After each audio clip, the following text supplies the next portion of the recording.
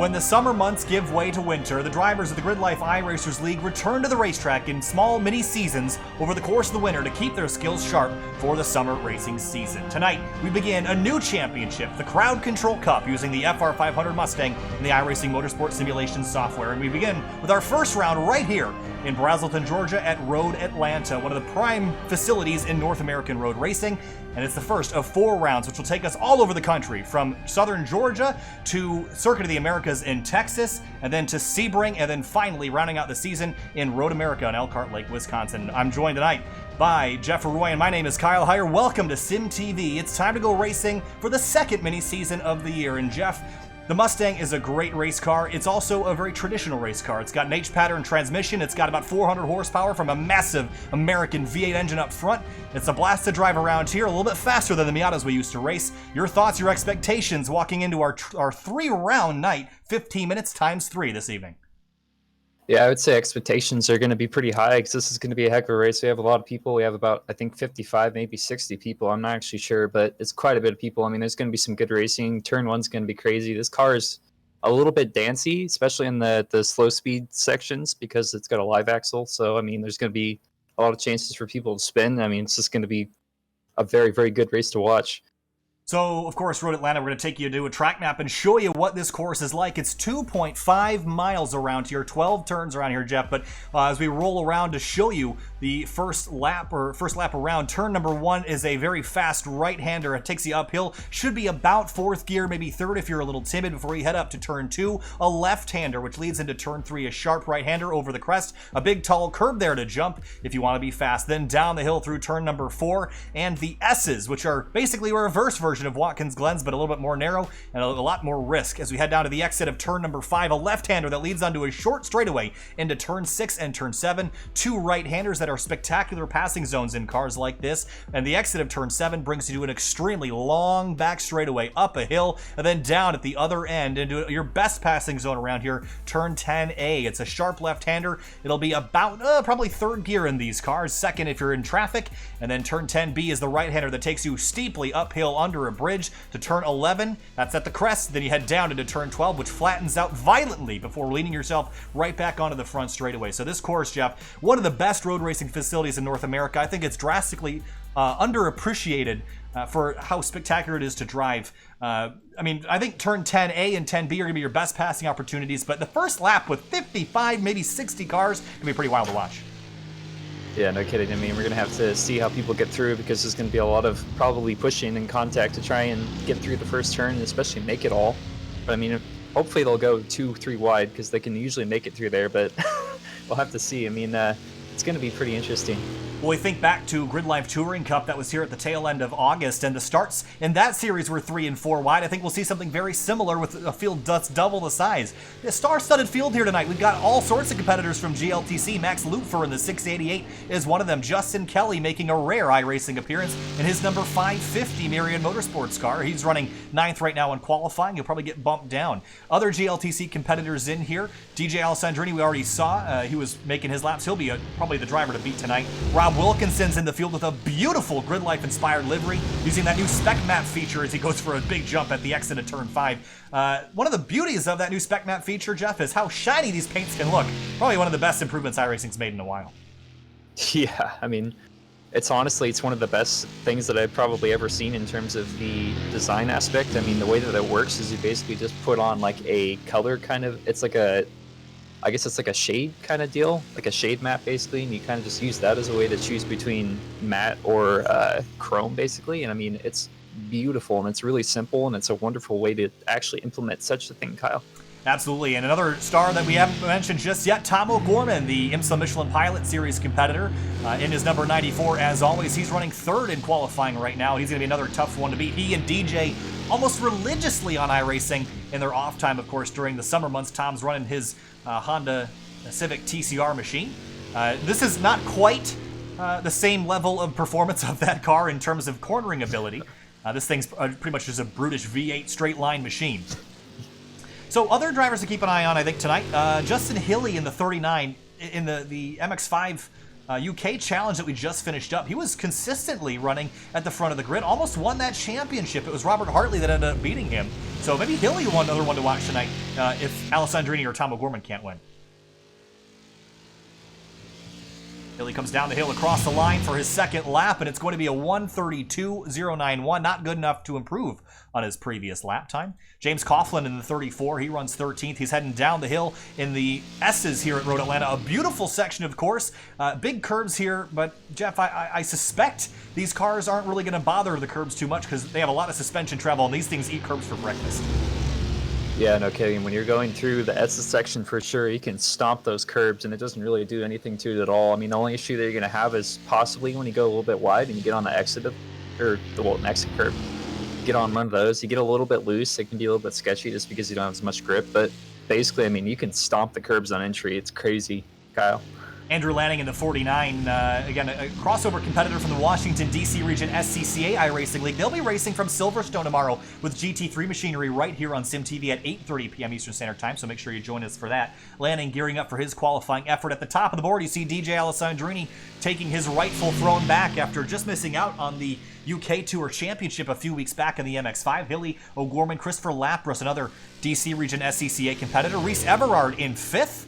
Rob Wilkinson jumps to 6th that time around, and his battered number 37 looks like he's had the right front either in a wall or maybe taken a big chunk out of a curb somewhere because that thing has got pretty dinged up.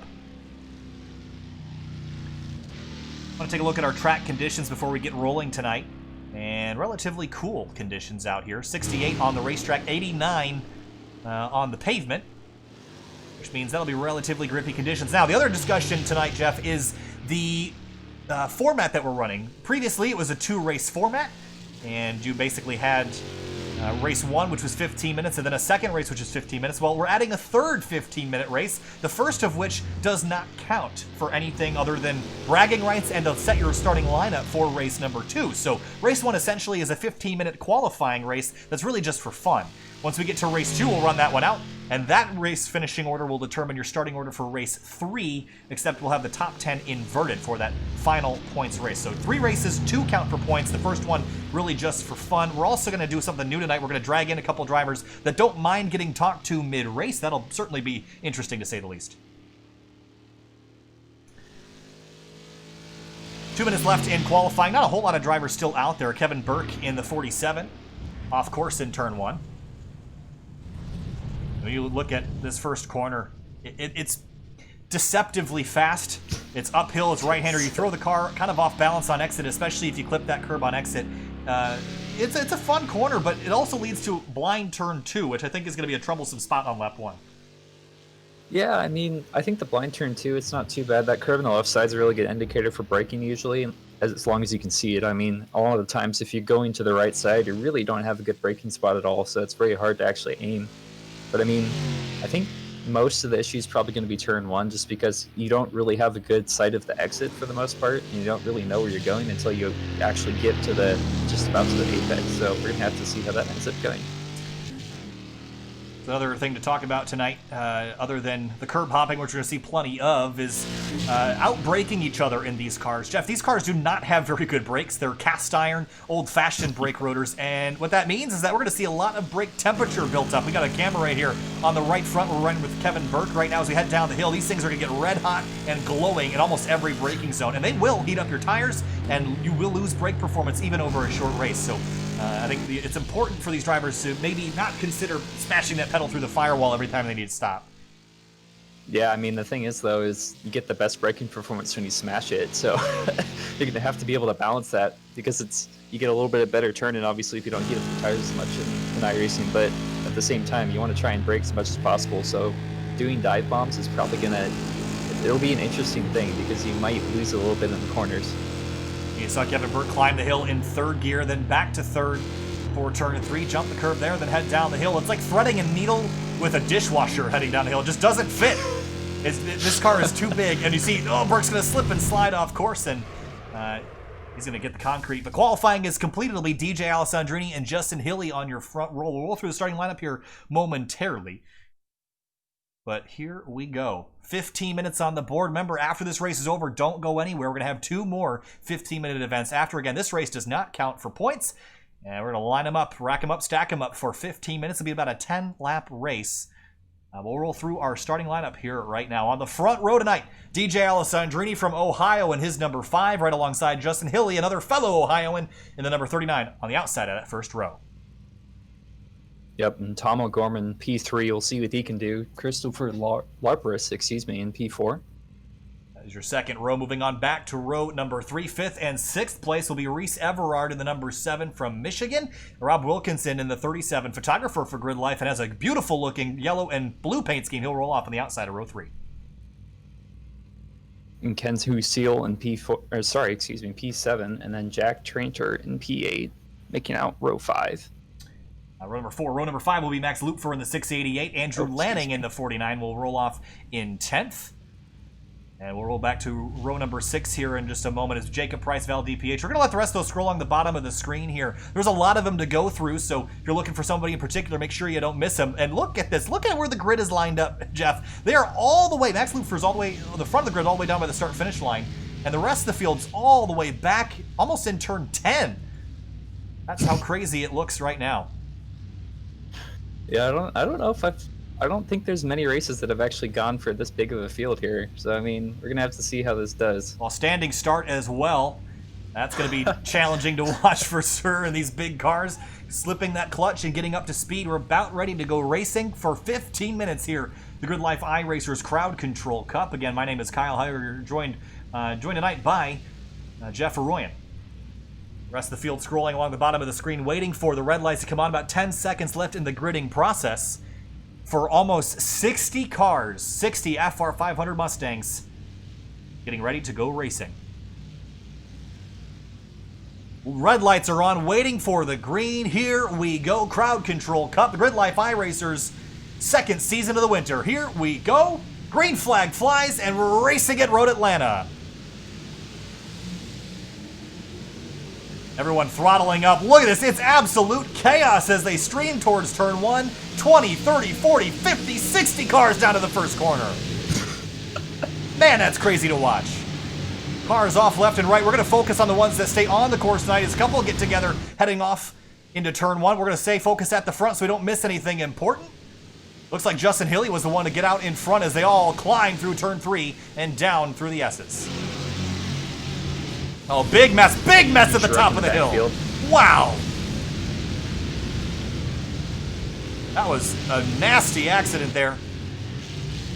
Cars everywhere, but back up front. Nope, there's someone else going off.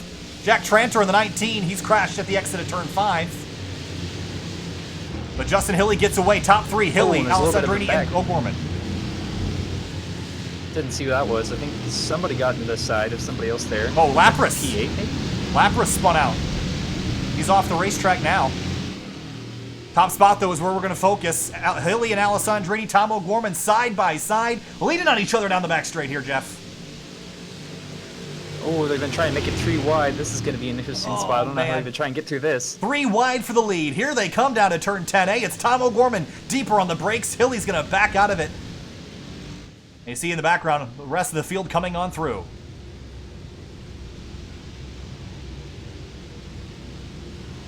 There was a lot of race cars. I'll tell you that much. Eric Pennington looks like he's got, yeah, looks like Pennington's gotten bumped off. First lap complete up front. No challenges here, but see Max Lupfer in the middle of a fight. There's someone else crashed in. That's oh, that is Pennington in the 44. He looked like, I thought he dropped out earlier, but he did not. Internet-related issues prior.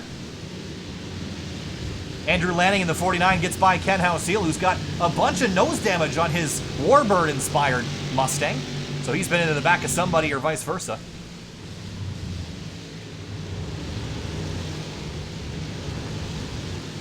Through turn 5 now, and now they've got a moment to breathe here. We'll sort out where everybody's landed. Oh, another one through the S's. Whoop, I hear him sliding. Oh. And that was Justin Kelly in the 550. You're going to get a quick look at that replay. He got into, was that Houseal? Yes, it was. And went off for a slide. Oh, and it's a big gaggle going into the next turn here. Oh, man. The 50 of Charles Boley. Zach Battaglia's in here. Another car off and around. That was Steven, or no, that was, who was that? Hartley in the 83. Wow, Hartley's crashed out. He was the champion from the UK tour with the MX-5s. Into turn 10A, Tom O'Gorman and DJ Alessandrini are your two leaders. Nose to tail, and looks like we've lost Hilly back to 8th place, so he must have made a mistake. As the next two climb the hill.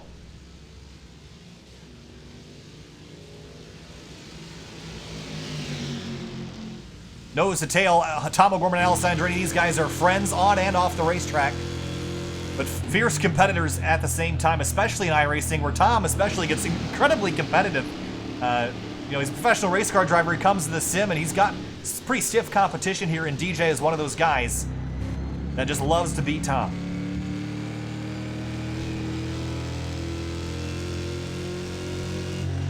Down the hill, threading the needle again over the curbs. There's a car off in the dirt. Jeremy Lucas in the 8. Reese Everard is also crashed out. He started up inside the top 5, so that's not where he wanted to be. Zach Battaglia, Stephen Pruden, Bradley Adams all together. Whoop! And Adams is going to give a shot to Pruden, shove him off course at the bottom of the S's. Here comes Nicholas Johnson right on through. And someone's going to get tagged, and it's the 50 of Boley spinning at the exit of 5, and more calamity. Non-points event again. This is really just setting the grid for race 2. Rob Wilkinson has slotted himself into 3rd, but for the lead, down the back straightaway, DJ Alessandrini looks to driver's right. Tom's going to hold him real tight. They contact together down into turn 10 on the brakes, and they're going to somehow not crash. That could have been disastrous there for both of them.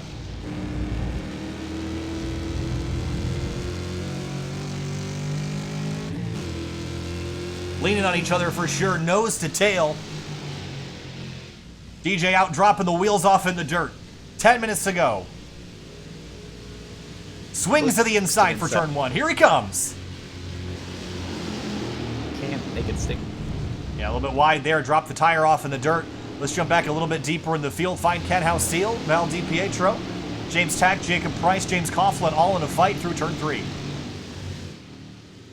I'll tell you what, they've sorted themselves out pretty well. They're single file now. Most of it's just dealing with a lot of the sketchiness of the car in certain cases, it seems. Yeah, again, you're right. I mean, spreading yourself out is pretty key to getting a good result in this race. And one of the drivers that has spread himself out, we're going to drop him in here and talk to him real quick. It's Austin Barnes in the 1. Hey, Austin, I know you're a little bit busy right now, but you're 16th. You've managed to survive the chaos. How are things out there right now? They are definitely going. Yeah, it was quite a crazy start there. It seemed like every time you came up to a tight section, there was a car sitting backwards. So really was just trying to avoid as much as I could. I got caught up a couple times with some people. Just always seemed like I was on the inside of the turn, and there was somebody on the outside and tangled them up with them. So I feel kind of bad, but other than that, going pretty good. Well, you started 46th. You're up to 16th now. Keep up the good work, Austin. We're going to return you and let you focus. You got Jimmy right behind you looking for a spot. All right, guys. All right, so Austin Barnes letting us talk to him mid-race, and we do have permission by these guys to talk to him, thankfully. But for the lead, here comes Alessandrini. He's gotten up around Tom O'Gorman. They're going to fight side by side down through turn 12. That's a tricky spot to do it, but they're going to manage to get it done. DJ out in the dirt, though.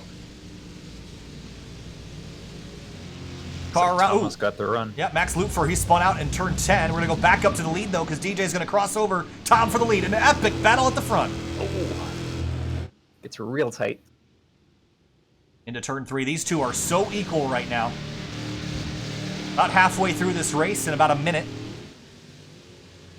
And it's 3 seconds back to Rob Wilkinson, and then another second back to Lanning and Hilly in 5th. So Jeff, DJ and Tom, they're kind of in a league of their own right now, but I mean, if you're Rob Wilkinson, what can you do to try to catch these guys? I mean, is it just push to the limit, or do you think it's better off conserving your energy and just taking that 3rd starting spot and running with it in race 2? Yeah, I mean, honestly, these guys are running away and they're drafting each other. So, I mean, if you don't have anybody in front of you, it's going to be really difficult. I don't think he has the top speed to actually keep gaining on these guys, just because, I mean, again, they're right, like, back to each other. I mean, I don't see how it's, unless you somehow have a absolutely insane trick on the brakes or in the corners. I don't see it. We saw James Coughlin spin at the exit of turn 6. And DJ Alessandrini again looking to drivers right down into turn 10. And this is something we see a lot, Jeff, is that outside move into turn 10. Because I think a lot of drivers think you're better off on drivers right heading into that chicane than drivers left. Do you think, I mean, which position would you rather be in that corner? I think it depends on how far side by side somebody to be. I mean, if somebody's right to the, just like, you know, say when you get to the corner, if they were about both equal, I would definitely say the right side would have it, just because the next turn is you're going to have the inside line basically. But I mean, if you have, I mean, a little bit like of a difference, and the guy on the right's a little bit further behind, you can usually squeeze them a little bit, and it kind of makes it hard for them to actually get around the turns. I mean, you have a little bit of a chance there on the left side as well.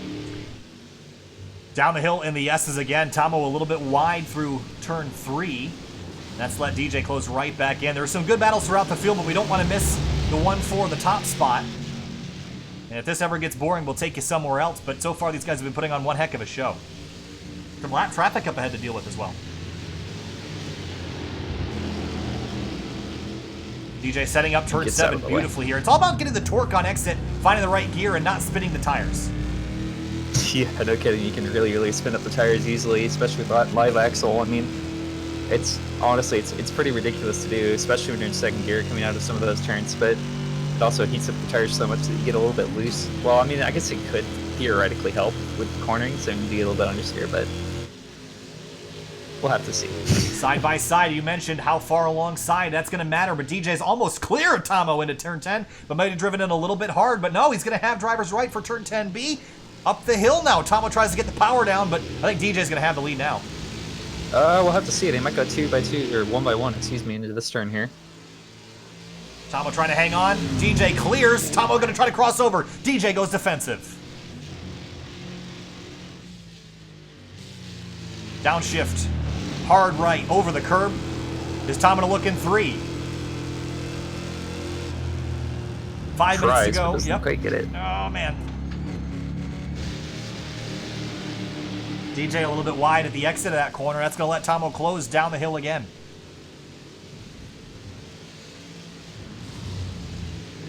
All right, I think this battle is going to fizzle for now. Let's jump deeper in the field. Austin Barnes, we talked to him earlier. He was 16th. He's just passed Chris DeShong for 13th rather. But DeShong's going to go right back on by. Oh, this is going to be an interesting position to try and get through that. Oh, man, that was close. Over the edge of the curb. Bit of banged up on the right and left front of that car. Deeper in the field, Zach Battaglia and Nick Nelson nose to tail. Samuel Engelbert right behind, in addition to that front two.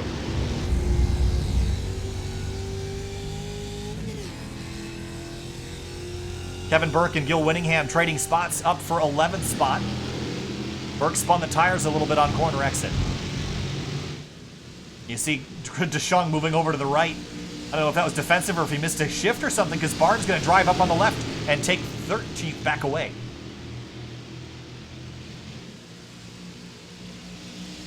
Here comes Jimmy Vidak in the 13. Now taking a look to the left of DeShong down the back straight. And into turn 10. Have that spot easily.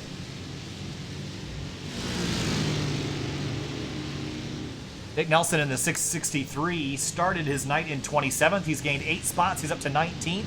Battaglia right in front of him in that 55 started 32nd. He's up to 18th. He's going to lose that spot, though, as he's going to get split 3 wide. Oh, no, maybe just 2 wide here. Some great mid-pack battles all around this racetrack.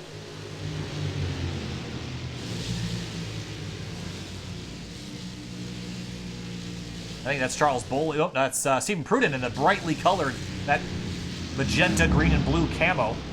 Slides up in front of Battaglia, crosses over as they head to 3. Some great dogfighting here.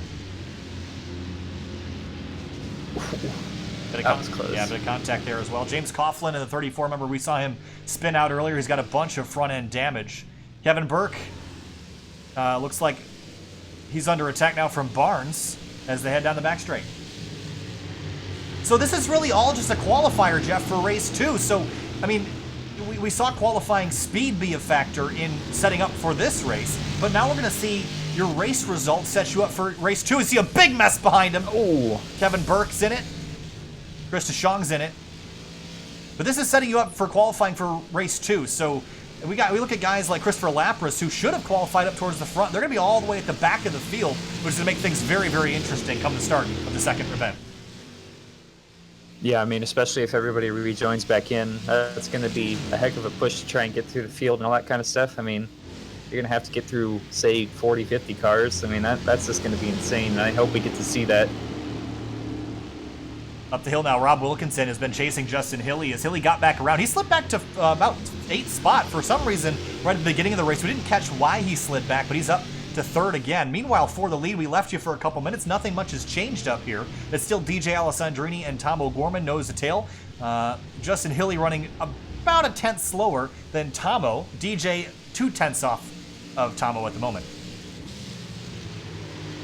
It'll be a white flag next time by here, so only one lap left to go. Alessandrini, O'Gorman, Hilly, Wilkinson landing your top 5. Gil Winningham has crashed out at the top of the turn 1 hill.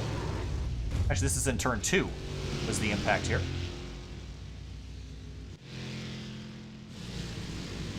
So, your thoughts here. Do you think Tom's got enough pace to catch DJ? I haven't really seen him pushing the issue a whole lot. I'm not sure if he can get there. You know, I mean, he did a faster last lap, so we're going to have to see. It's going to be a little bit difficult. It's possible. I mean, he's been there for pretty much this whole entire race, so we'll see if he's just waiting to push, you know, maybe saving tires, but we'll have to see. It'll be one lap to go for DJ Alessandrini in the number 5. That Red Bull car comes on through. Another 2.5 miles, and he'll be starting on pole for the second event. Tom behind him.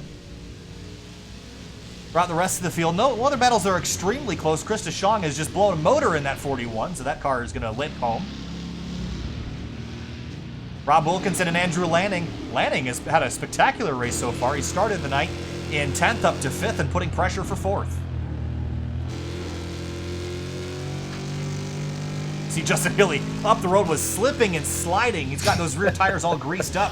He's been pushing hard. I think the track's actually gotten a little harder too, because I think qualifying was about 80 F. Ooh, somebody... I heard somebody blow a motor. I don't know who it was. Interesting, I don't know.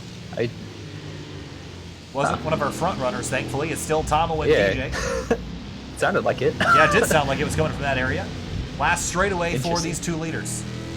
I don't know if he didn't get a great run off of 7, though.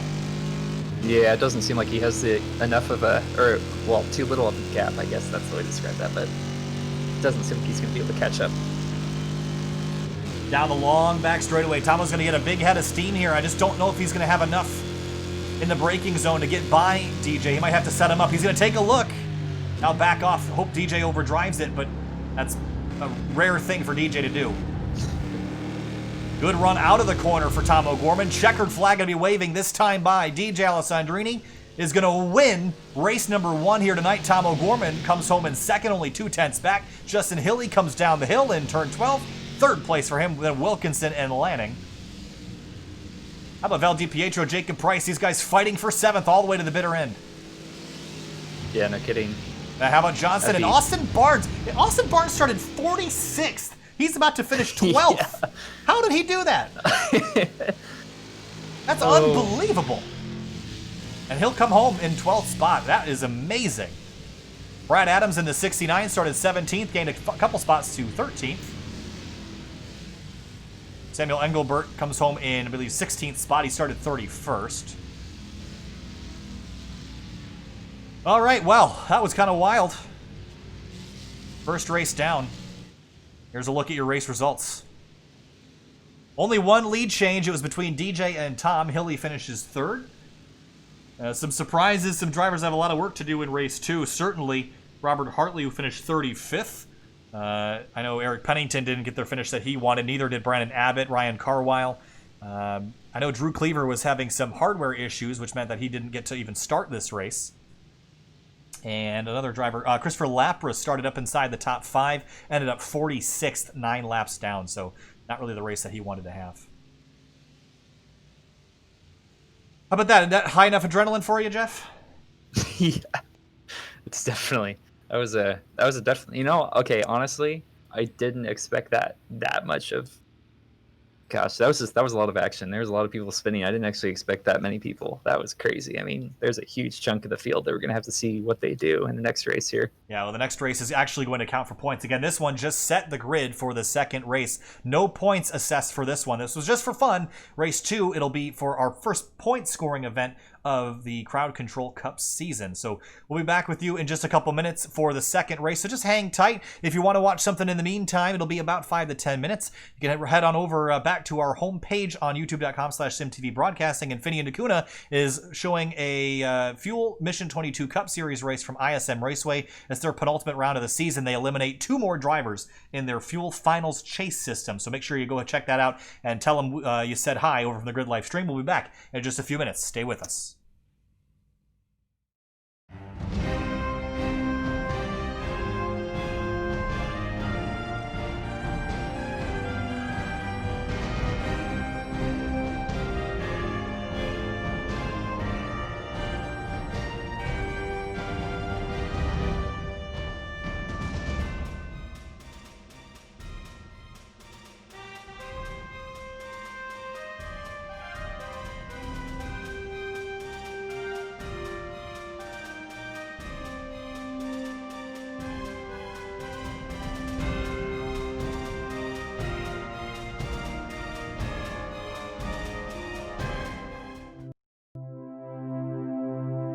To most, driving is just a mundane task between point A and point B.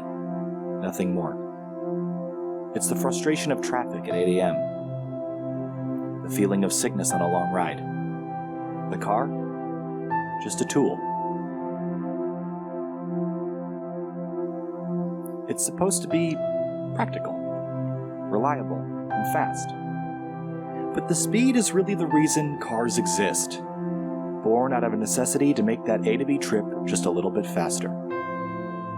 Some have a deeper connection with cars, found somewhere in the bond of man and machine, a desire to be part of something bigger than yourself. It's the extension of mind and body to something more exciting than just another appliance. And these people never cared about practicality or reliability. To them, the only thing that matters is speed. We're born with a competitive nature, part of a biological necessity that has not yet worn off with time. People have raced for thousands of years, and that competition has transcended history and found its way to the industrial age. Railroads raced to build across the country, replacing the horses whose strength is still used as a benchmark for power today. And as personal vehicles became popular, the railroads died off. What once was the quickest way across the country became snail's pace in comparison. The interstate highway system expanded and cars populated every driveway.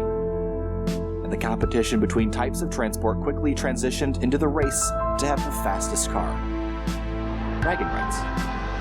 Manufacturers like Porsche, Ferrari, and BMW emerged in auto racing, each trying to one-up the other. Building engines became an arms race. Who could build the fastest dinosaur-powered lens? So while the passion for cars has died for most, there are still people that are fascinated by racing.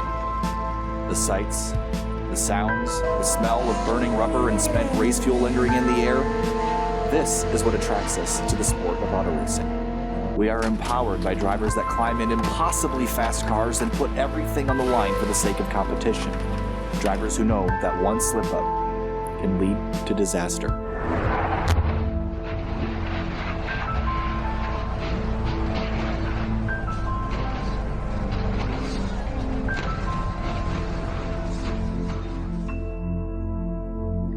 And for the longest time, wishing to be a race car driver was just a childhood dream.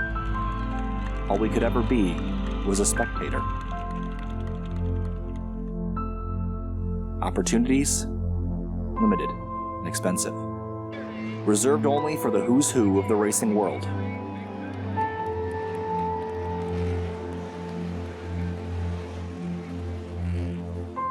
Until now.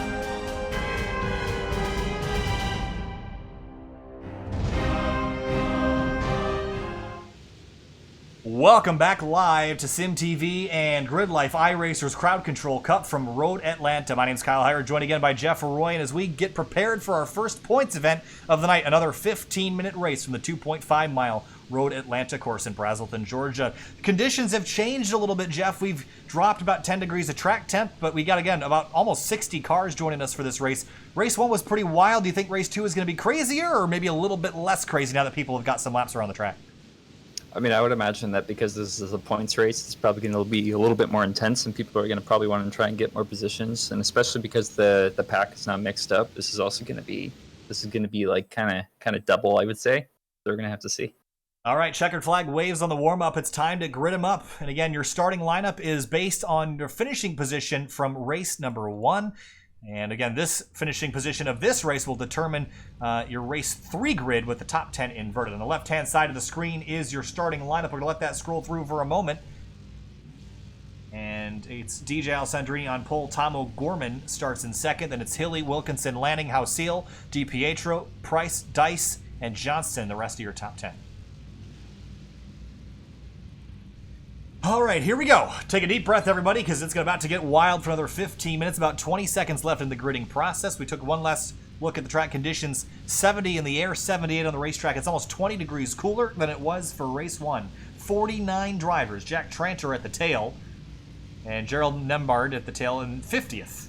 Will bring us to our grid tonight. Here we go. 5 seconds until we get the lights.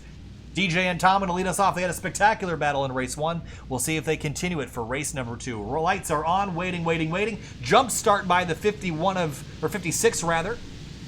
35 of Johnston it was that jumped that start. Green flag flies, and racing for race number 2 here at Road Atlanta.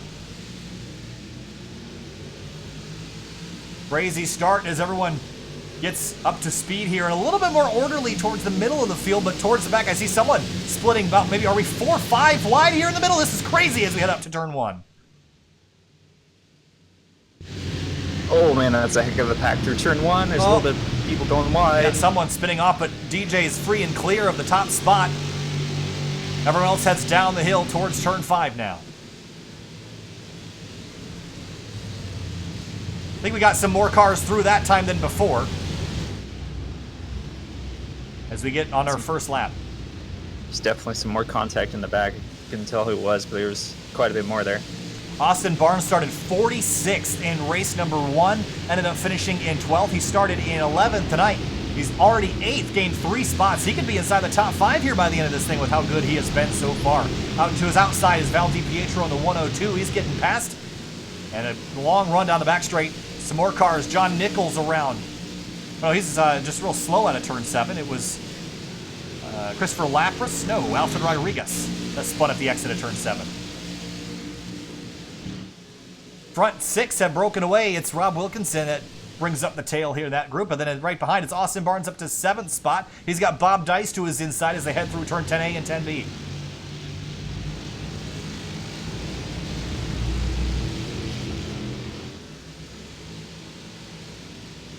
And somebody's diving in the pits. Yeah, that's Johnston serving his jump start penalty.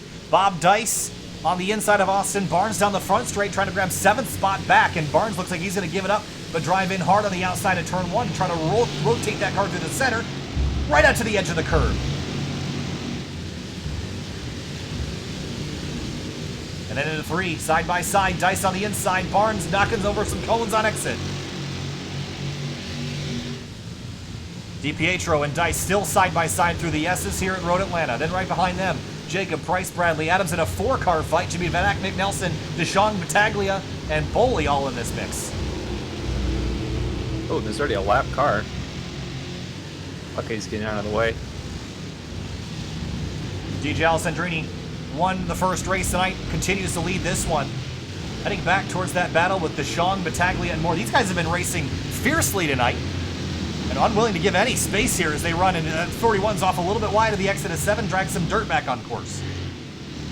Yeah, I'm wondering if DJ's going to run away at this point. I mean, if Tomo and Hill both get into it, this is going to be a interesting fight. I think we're going to have to keep an eye on it. Down into 10, Alessandrini still leads the way. And a long stream of Mustangs as they head down into turn 10. Red car popping out of line.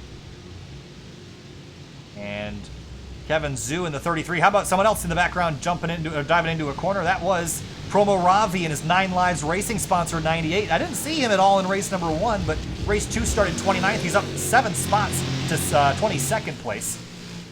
And again, 9 Lives Racing, a good friend of the Grid Life community. You can head over to their website and check out their wings as, whoa, Robert Harley goes for a spin on the front straightaway. He hits the concrete.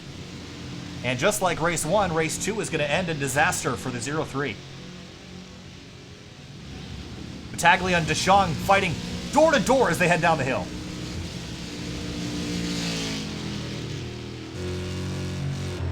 Whoa, Battaglia slipping, sliding. Down at the bottom of the S's. He's going to slide right back into traffic. He's going to stay just off course as Lupfer and another bunch of cars go on by. Seems like running too wide in these cars is really, really difficult. Well, side-by-side through the S's is tricky in any car, but with cars this big, it's even harder. Kevin Burke and Nichols. Oh! Promo dives into turn 6. That was almost a disaster there. And up to his inside. Here comes Gil Whittingham to try to take a spot away, and he will have it.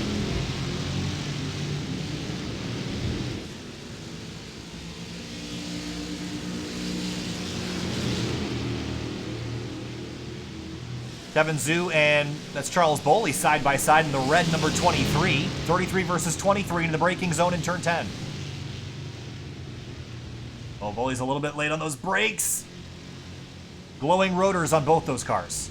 Bad curb hop for Zoo on corner exit, though, going to kill some of his momentum. Boley's gaining as well. Oh, he's right there. Right on the bumper through turn 12. Good run coming into the first turn. Yeah, turn 1's always a challenging spot to make a pass, but looks like Boley's going to give it a shot side by side through turn 1. Oh, it looks runs like a little wide. Yeah, Zoo's going to have to give that up. Here comes Lupfer to fill that hole. Up for second place, though. Talos caught DJ just a touch and brought Justin Hilly with him, so a 3-car battle again at the front of the field. Yeah, Hilly's right behind him now, so we're going to have to see if they get in the 3-way battle here. It's going to be a little bit interesting. I think Hilly and O'Gorman might want to work together if they want to dethrone DJ at this point. And we're going to pull in DJ real quick and we'll talk to him. Hey, DJ, I know you're a little bit busy right now, but leading the race here, Tomo and Justin Hilly behind you. Do you think you can hold them off for 9 more minutes?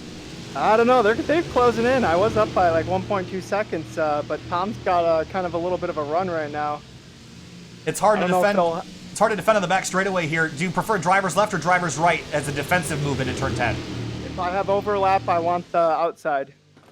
All right, so it looks like DJ's going to go down into turn 10 with Tomo right on the bumper. DJ, going to let you get back to work. Good luck.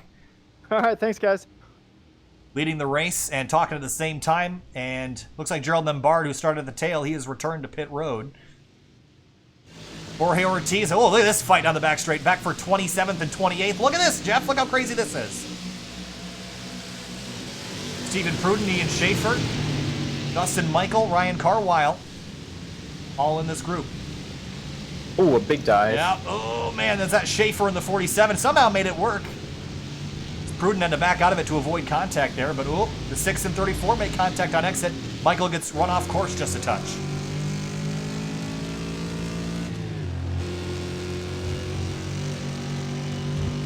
Seems like with the track cooled down, people are just a touch more aggressive than they were in race 1. As Andrew Lanning and Ken House-Seal, this duo is trailing the front trio. And Ken in the MX-5s is pretty much right on pace with DJ and Tom. He seems a little bit, he seems like he's still getting used to this car. Takes a look, wow, way deep on the brakes into 7 on Andrew Lanning. Yeah, it looks like he's trying to get around him. He wants to catch up to the front pack here. We'll see if he can get it done with maybe a little bit of drafting. Bob Dice, Austin Barnes, these guys have been fighting since the drop of the green flag. Bradley Adams in that bright green car rides in behind. Oh man, 5-car train. This is going to be a little bit interesting. Riding on board with Jacob Price behind all this. There's Val DiPietro in front. And then Bradley Adams and Austin Barnes. Into 10.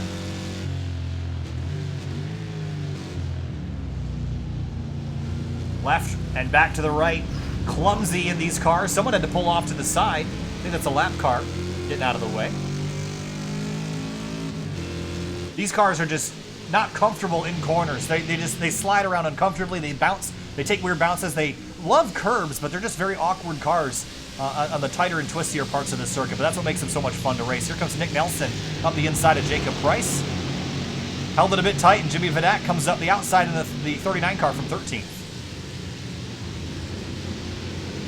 They're all getting a little loose under the brakes here. And that took out some cones on corner exit. Here comes Chris DeShong in the 41. Opportunistic move down the inside in the S's. He's going to back out of it. Good call there. John Nichols, he's around in turn 1. Pace car livery on this thing. Looks like he's trying to bring out a pace car. He was on the outside of Promo Robbie here. And Promo dives up. And they just get together. I think Promo just understeered. Clobbers the 25. Up front, Tomo's closed in on Alessandrini. Hilly's kind of struggling to stay with this front duo. But we're past halfway here, lap number 6 of 10. Tomo right behind that number 1. Thought he was going to make a move there. It looks like he was getting really close. Might have had a chance to take a look there. Yeah, DJ gets such a good run through the middle of 10A and 10B, and he told me earlier this season that he learned something from Eric Catil when they were talking about this track for GLTC. So applying his skills that he learned in the real world to the iRacing simulation, and it seems like it's working out. But Tomo, so good here. He's won a Michelin Pilot Challenge race here in an Audi RS3 TCR machine a couple of years ago. So he's also got some talent in cars of a similar pace to this one. And Tomo's got some really good exits right now. Looks like DJ gets some really good mid-turns. He's also cutting the turn a little bit, but still, he gets some really good mid-turn times here. It looks like Tomo's gaining quite a bit on the exits, though, so I wonder if he can get him on the straight. Yeah, slow in, fast out seems to be Tomo's way to go, and DJ's out way wide of the exit of 5. Almost got in the wall there. That's going to expose him to an attack from Tomo into 6 and maybe even 7. Yeah, DJ's pushing really hard. Throttling out on exit, 5 minutes to go. Unstable on the brakes for the 94. Now Hilly also has a good run on Tomo. I wonder if these two, I said earlier, they should probably work together if they want to get by DJ. That might be what it takes, but we also haven't seen a whole lot of bump drafting. People have been getting pretty greedy and just kind of take the spot when they have an opportunity. Yeah, I haven't actually seen, I don't think I've actually seen anybody in the entire race do bump drafting, and I wonder if that is actually a thing. I mean, especially with this long straight. Yeah, it would probably be effective. I think people are just getting a little bit greedy, wanting spots. Top 3 nose to tail through turn 10. We're going to jump quickly back to 7th. It's Austin Barnes that has it. And for how quickly Barnes went from 46th to 12th in race 1, he's kind of stalled out here in 7th. And Bob Dice has given him one hell of a race into turn 10A here. And clears him. Yep. Chris DeShong and Val DiPietro and Jacob Price at the exit of 10B. Whoa, Price got shoved off course there. That's a bad spot with the concrete wall of the bridge looming. Probably had to lift. That would have been really scary over the grass there. Yeah, it surely would have been. 4 minutes to go. Great battles all throughout this racetrack. How about for 20th, Christopher Lapras, who did not have a good race 1, did not have a good race 2, but look where he started, 48th to 20th. It's not going to be a top 5 tonight, but certainly a solid race if he can just finish it out where he is. And behind him, oh, Promo Ravi and Jack Trent are going at it. Crossover by Promo. I think he's currently building an S2000 for GLTC for 2020. And also ran a BMW last season with Max Toyer behind the wheel. Chris DeShong has crashed, as is Lutfer. At the exit of 5, they're going to back off the course. Synchronized spins. Those cars look like they're pretty much destroyed here. Let's see what happened. Maybe a bad curb hop over the exit of turn 5. Oh, yeah. Drills the fence and grabs Val DiPietro as well. 3 cars involved in that. Big mess. Charles Boley spun around, and this is at the exit of turn 7. Maybe just power oversteer there. Now down through turn number 12. 2 minutes and 45 seconds left. Here comes Tomo up the inside for the lead. 2 wide and then 2-1. Let's see how they take it. Oh, man. Tomo Gorman squeezes through the hole, and he's up into the lead now for the first time this race. DJ slots into 2nd. And here comes Hilly. He's going to try and get around DJ. Now O'Gorman's got a mirror full of Alessandrini, but Hilly's got a windshield full of DJ Alessandrini. So these front 3, if Hilly can distract DJ, this might be Tomo's chance to win this race. Using every inch of racetrack on the exit of turn 5. That curb is tall and very violent, but it's also fast if you can control the car while sliding over it. Yes, I think these cars have a little bit of downforce as well, so I think it actually helps quite a bit, especially when you're going faster. That, you know, when you come onto the curbs and stuff like that, it seems like you can actually take them pretty well. Yeah, they do have a really big wing. They're not exactly a GT3 car downforce levels, but they have enough to help them turn because the normal Mustang doesn't do that very well. But down the down the back straight, Tomo got in the grass a little bit on the exit of 7. It slowed his roll down the back straight and might let DJ and Hilly close in a bit. There's also some lap traffic up the road.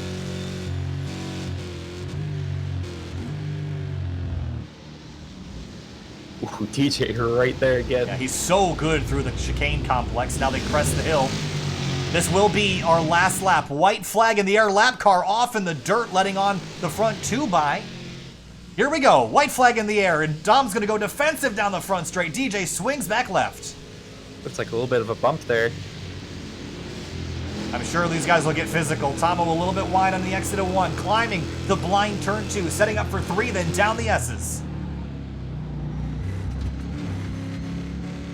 Not a great run for DJ that time. Meanwhile, behind him, Austin Barnes and Bob Dice, they're continuing their epic 7th place battle through turn 1. Gets a little bit tight on the exit there.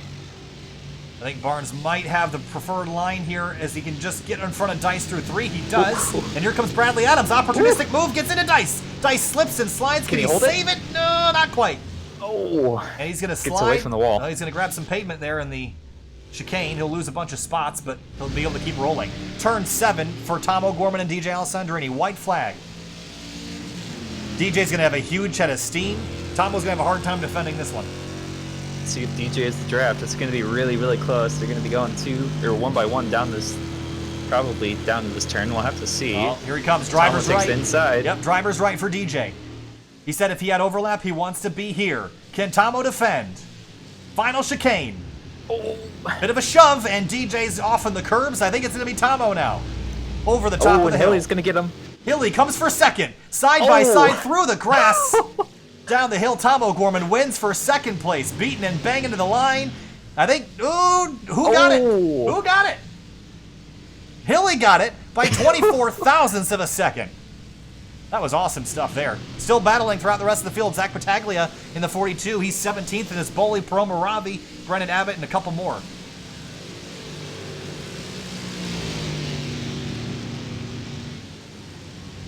Turn 10. Everyone behaving back here. Promo in the 98 had some blood in his hands earlier from the turn 1 collision. Climbs the hill now, up in front. A quartet of bright red cars as they come down the hill. And no drama there. They'll all finish out relatively clean and green. Bob Dice will come home in 32nd. I'm sure that's a disappointing result considering how well he was running up inside that top 10.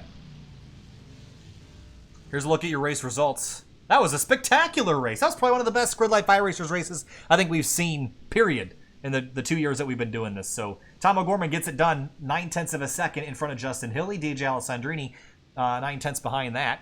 Or, 9/10 behind Tomo, 24 thousandths behind Hilly. That was a close finish there. Good grief. Oh my gosh, I can't believe that. Everyone in the chat has probably been watching this, and I don't know if they know how out of breath we are after doing that for 15 minutes. I think this is all I can handle. We got a whole other race coming up here. Again, race number 3 will be this race. The finishing order will determine the starting order, with the exception that the top 10 drivers will be inverted. So Tomo will start 10th, and the pole sitter will be Gil Winningham in the 81. So Gil will be up front. Jacob Price will be 2nd. Bradley Adams 3rd. Austin Barnes will start 4th, and that'll be an interesting car to watch. I think Barnes in the 51 might be the one to watch for race number 3 here shortly. All right, we're going to jump to break once more. Again, if you just joined us, make sure in the break while we're waiting for the next session to go up live that you join our other stream that Finian is running right now. He's running the Fuel Mission 22 Cup Series race from ISM Raceway. That has got to be getting close to completion here soon, so make sure you jump over there and say hi to Finian real quick. We'll be back in about 5 to 10 minutes. We'll stay with us.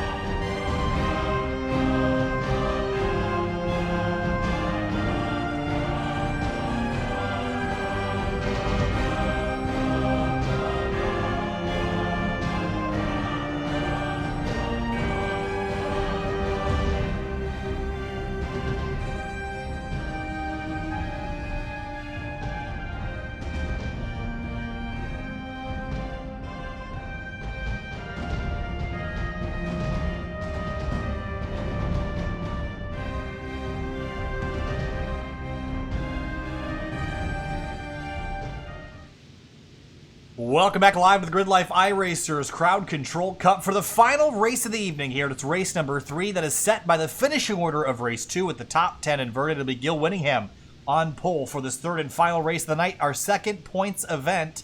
And Jeff, that second race rather, the one we just finished, was so wild. I said you could spread it out over 60 minutes and it would still be just as entertaining. I think the racing got better in race 2. We saw a little bit less carnage than race 1. Do you think race 3 will be even more that direction, or do you think people get a bit greedy and crash a bit more? I think my guess is going to lean towards, I think it'll be the same as race 2, or I think people will be a little bit more, I don't know how to put that, but basically just, reckless and all that kind of stuff. I think we might have a little bit closer racing, though. We'll see. Starting lineup is going to show up on the left-hand side of your screen. It's Gil Winningham, Jacob Price sharing that front row in their 81 and 20 cars. The sun has begun to set here. So what that means is that we're going to have headlights on and tail lights on, which is going to be really fun to watch. 15 minutes yet again. Tom O'Gorman, who won race 2, starts at the tail of the top 10. He'll be 10th tonight. Justin Hilly in 9th. DJ Alessandrini starts 8th. And the one I'm watching is Austin Barnes. He starts 4th in his number 51 car. 67 degrees as well. Oh yeah, thank you for bringing that up. Very cool track conditions now. This will be the grippiest and the fastest the track has been. It means the drivers will probably get even more aggressive than they were before. Here are the lights waiting for the green flag to fly. Gil Winningham, Jacob Price, 15 minutes. Grid Life iRacers Crowd Control Cup, round 1, race 3. Green flag flies, racing at Road Atlanta.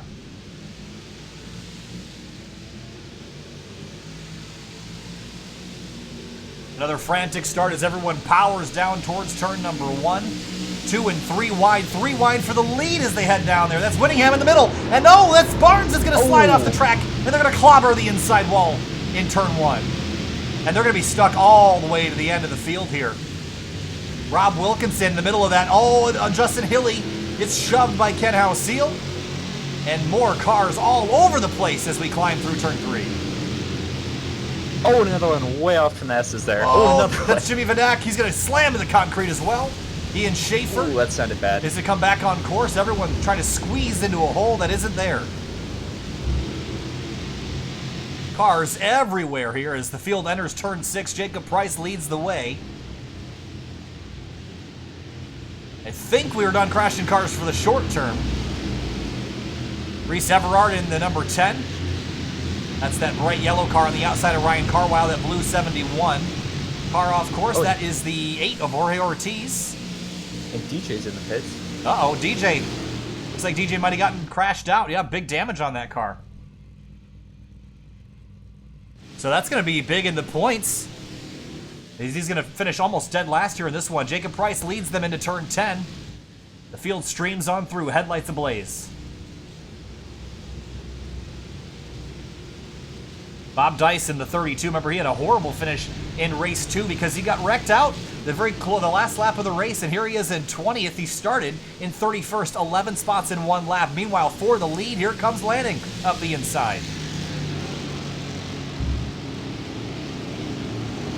Side by side up towards the turn 3 apex. Price hangs on for now.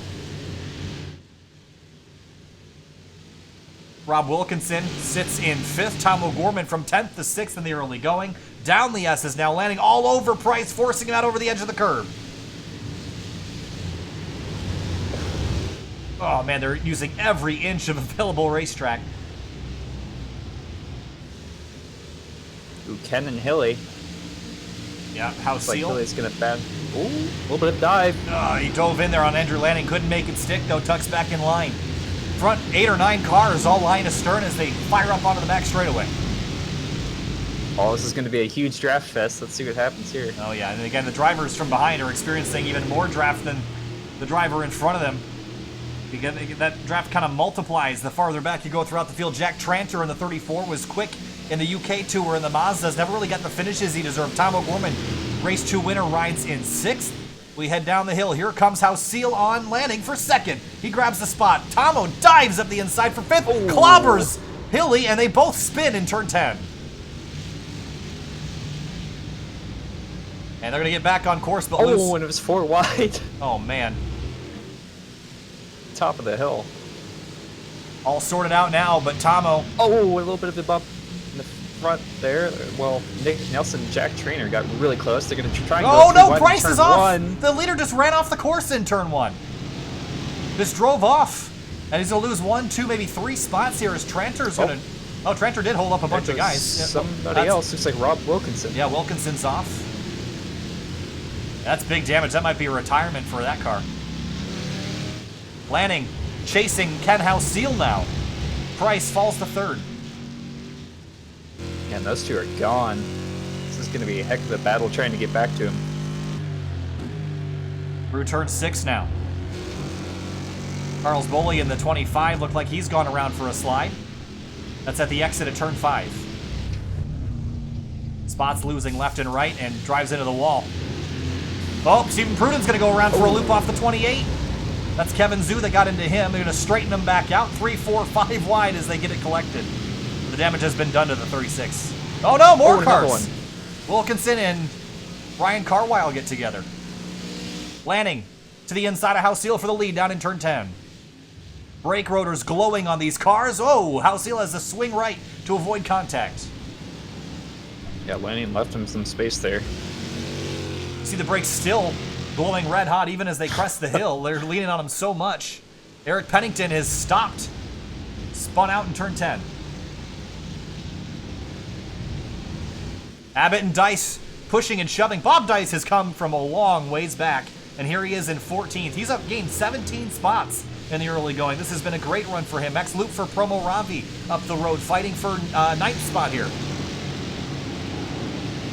Justin Hilly behind, pushing, and he's got Tom O'Gorman tucked in behind, trying to work their way back inside the top 10. Getting real dicey over to the turn 3 curves. Nowhere for Tom to go. He's stuck in behind Hilly.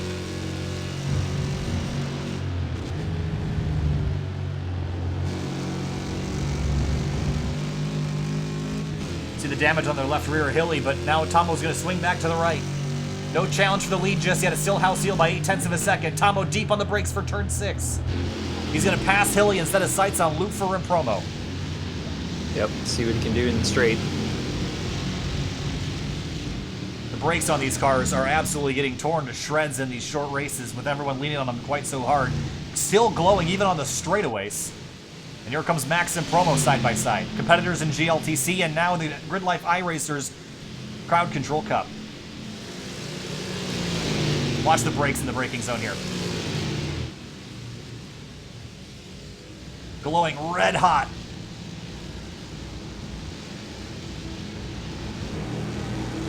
Good run for Tomo on exit. Going to swing to the right of Promo. And that's going to put Tomo inside the top 10. That's exactly where he started. But again, remember he spun in turn 10 earlier tonight.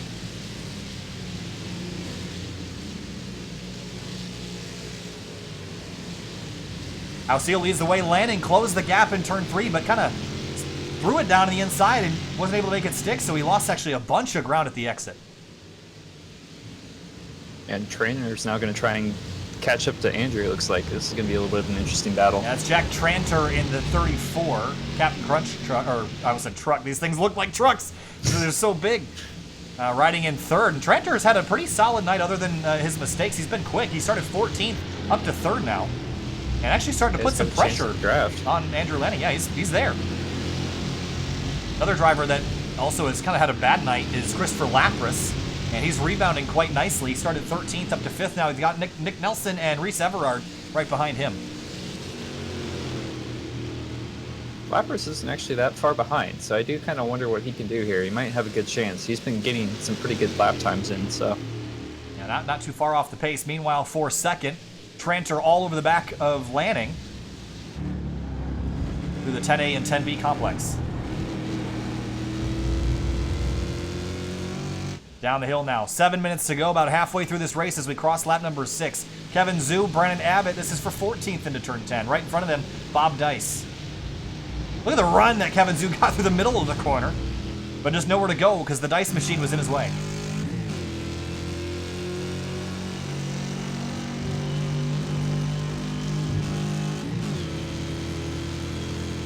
Nick Nelson was side by side with somebody for a moment. It was Reese Everard as Everard went on by. Max Lutfer and Tom O'Gorman now nose to tail. Tom a little bit wide into 3, was on the turn 2 curb.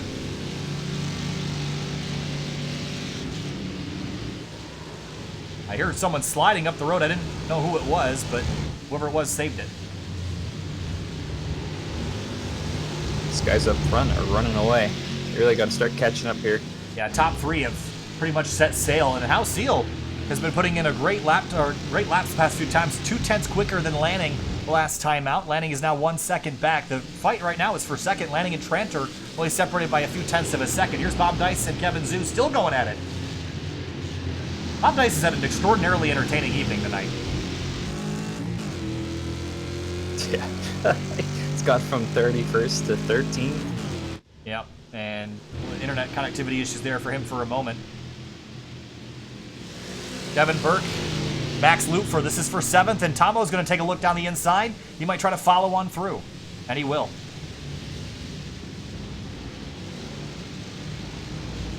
Seeing double with Burke and Hilly running the same Volt-inspired livery.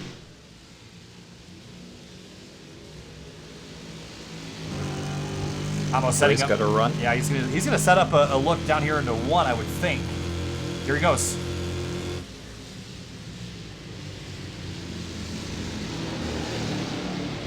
Power up the hill, now use that torque in these motors. Bob Dice looks like he's had an issue, and he's gonna slide down the order. Tomo gets by Lutfer. That's for 7th. Andrew Lanning now getting pressure from Jacob Price as Tranter has taken 2nd spot away. That's a big gap all of a sudden, too. Yeah, I wonder if something happened. He made a mistake for sure. Might have run wide somewhere, maybe at the exit of turn 1. Yeah, it could have been. But that has left Ken Ausil with an astronomically sized lead compared to what we've been seeing most of the night. It's 1.7 seconds from Ausil back to 2nd place Tranter, then another 1.4 back to Lanning, and then right behind him is Price and Lapras. And Lapras, as you mentioned earlier, he's running some really competitive lap times and is closing in. He could be solidly inside the top 5, maybe even a podium if he gets a little bit greedy. Yeah. That's a heck of a race, this, or at least tonight. I mean, gosh, he went all the way from the back, all the way back up to maybe a podium. I mean, that's incredible. Yeah, again, he's worked his way back up. Remember, it was the first crash in race 1 that put him towards the tail of the field. In race 2, worked his way up to 13th. That's where he started for race 3. Now he runs 5th. He's going to be this Lapras is very familiar with this car. He's run this in the DC region SCCA iRacers League, so I think Lapras will be a legitimate threat for the championship, especially because DJ Alessandrini got wrecked out on the opening lap. And DJ, of course, you know he's going to be really good throughout the season, but, I mean, having a bad night like this so early in the season is going to let everyone else have a chance at the championship this time around. Yeah, and especially with Ken running away with this as well. He's got a good chance for some good points tonight. And I mean, if he doesn't, I mean, at this point, he really is. If he just keeps up his pace, he's going to do well. Yeah, Gil Winningham, who started on the pole tonight, back in 13th place. And Austin Barnes, who is kind of involved. You see him in a spat right now with Ravichandran Ranagran and Eric Pennington. And Austin Barnes had an eventful night as well. He went from 46th to 12th in race 1, from 12th to about 7th in race 2. And then in race 3, it was the spin on the opening lap and some damage that he got, but he's back fighting for a top 15. Got Eric Pennington all over his rear bumper. Pennington up 4 spots from his starting position. Some battle scars on the right front and left front of that car.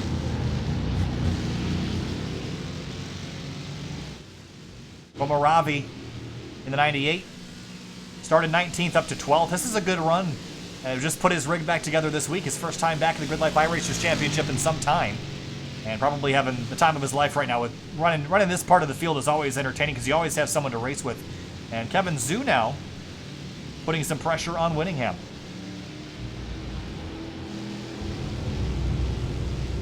Pennington and Austin Barnes side by side through turn 10A and 10B. Barnes sets up for the exit. 2 minutes to go. Next time by will be white flag. Still watching Barnes and Pennington down the hill. Pennington's got a better exit. Yep, should have this. And he does. No changes out up front, but how about for 4th? Actually, make that 3rd. It's Lanning, Price. Someone was stopped off to the side of the road there. I didn't see who that was. But Lanning, Price, Everard, and Lapras all locked in a great battle here. And look, well, Price and Ken's gonna Everard. love this. Oh, man. Leaning on each other. Ken is like, heck yeah, dude. Yeah, he's just checking out. He's 1.8 up the road. But how about this? Everard and Price and Lapras all together. We've seen this turn 10A and 10B chicane complex be pretty entertaining in terms of setting up passes for the front straightaway. But Lapras is going to have a look. Price is actually past Lapras. And Chris trying to get that spot back. No. Yeah, I was going to say, not for long. It might be, looks like he's going to dive down the inside. They're going to go 2 by 2. They're both pretty equal. Price will have drivers right through 10B. The Lapras gets a great run up the hill. I think we'll clear Jacob Price enough to, yes, he will, through turn 12. Yeah, Price got really loose in the exit there. He got a really, really big wiggle. Pennington and Austin Barnes, these guys still fighting. There's been some guys that have been running each other all night long and continue battling even through all 3 races.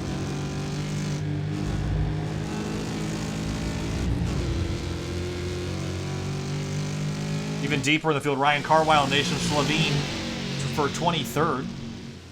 Really is battles all over the track. There's a lot of there's kind of like little battles going on. There isn't really that many big trains, but there's quite a few people who are kind of like, you know, like two-car groups and stuff like that. Yeah, the closest one I'm watching right now is 3rd place Lanning and 4th place Reese Everard. Reese is going to give him a push, and Lanning's going to go for a loop in turn 6. He just got dumped and crash for the 18. He just got sent around in turn 6. Everard not willing to wait. Gives 4th to Lapras, 5th to Price. Tom O'Gorman 6th, but he's 4 seconds out of this fight. He's got, looks like Justin Hilly tucked up behind him. Devin Burke and Rob Wilkinson, they're going to try to pass Lanning because he's got some pretty significant damage. He's about 2 seconds up the road. Meanwhile, this is the white flag lap, and checkered flag is going to come out for Ken Ausiel. Lost track of time there. Ken Ausiel comes down the hill. He's going to win race number 3 here at Road Atlanta. Darkness falls. Jack Trenter comes home. Career best 2nd place for him. Reese Everard, career best 3rd for him. Lapras in 4th in his debut in the Grid Life iRacers Championship. Price in 5th. Tom O'Gorman comes home 6th. Andrew Lanning's going to come home in 9th. That might be a bit of a disappointment because he was running a little bit higher up than that. Stephen Pruden back in 17th. Everyone else kind of shuffled out, straightened out, and no major dramas coming back to the checkers. Ooh, there's an accident at the top of the hill there. I lied. Do you know who it was? I couldn't see. Somebody's still stuck there. I can't tell. Don't know who that was. Looks like they reset back to pits. Interesting. All right, so race number 3 complete. The darkness has fallen over Road Atlanta, and let's take a look at your race results. It was Ken Ausiel at the end of it that got it done, 2.1 seconds. Then Reese Everard, 7.2 back from that. Lapras, 7.9 back, top 5 for him in his debut in the Grid Life iRacers Championship. Tom O'Gorman started in 10th, up to 6th for him, even after his spin down in turn 10 on the 2nd lap. So big news here. Austin Barnes, we thought would run really well. DJ Alessandrini probably should have run really well, but collisions and accidents for them are going to put them down the order in the points heading into next week's round at Circuit of the Americas. We're going to be talking to a couple of your winners here in just a moment, so don't go anywhere. Stay put for just a minute. Stay with us.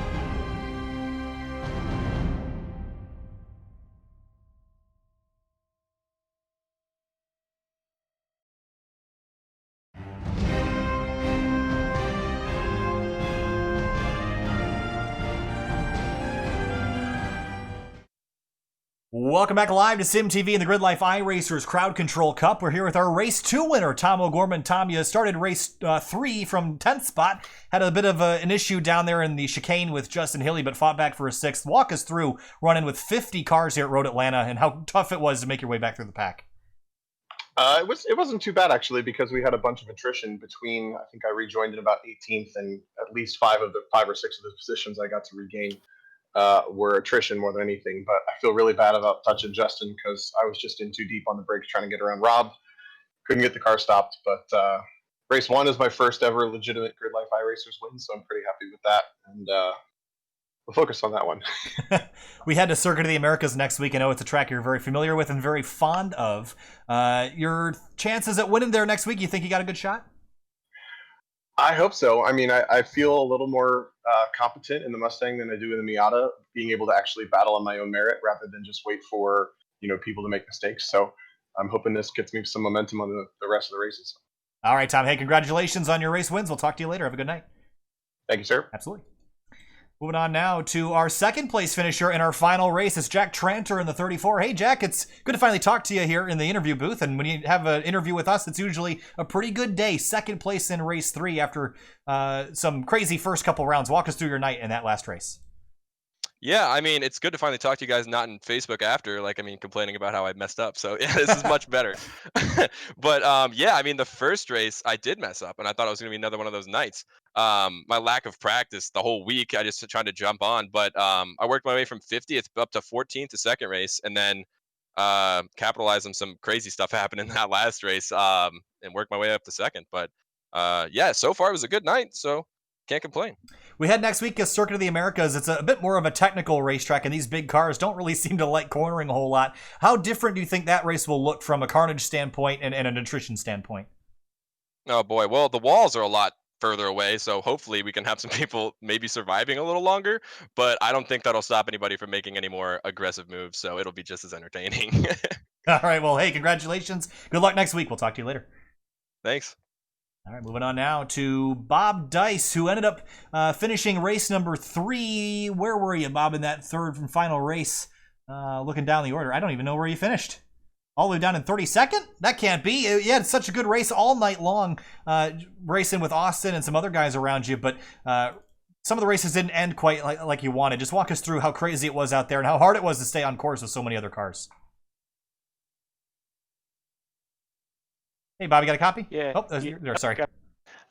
Yeah. First race, I kind of worked my way up through the field. I think I started 19th or 20th or something like that, and ended up getting up to 7th or 8th at any given time, kind of going door to door with Austin quite a bit. And I got tagged, and I think it was turn 3, and kind of spun and lost that race. Second race, I started down in 31st, actually, I believe, and I worked my way all the way up to 12th, 13th, something like that, with actually steering issues and whatnot. My wheel didn't even have any feedback or anything on it. So, all in all, tonight, are you okay with how things went tonight, and how good do you feel about your pace for next week at COTA? It wasn't too bad this week. I was a little ways off the leaders, but just gonna have to practice up for COTA. It's a track that I'm not very familiar with, but hopefully I'll be able to hang at least in the middle or towards.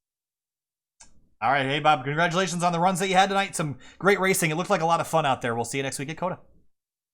Thanks, man. Absolutely. Moving on now to Austin Barnes, who came home in this race. Also, where did you finish in race 3? Taking a look down the order. There's a lot of cars on this list. I think I ended up 19th there after there the last go. couple turns. Yeah. Hey, so race 1, you started 46th, finished 12th. Then race 2, you went from 12th to about 7th. Race 3, an issue down there in turn 1. Walk us through your night tonight and the craziness that you saw out there. Well, it was definitely a long night. No, first race, I just 1X'd right in the last turn, coming to get my qualifying lap. So got a 1X for both laps. So I had to start back there, I think, at like 46 or something, and just kept chipping away. I passed, I think by the end of the second lap, I was up to like 17th or something. So just made a ton of moves.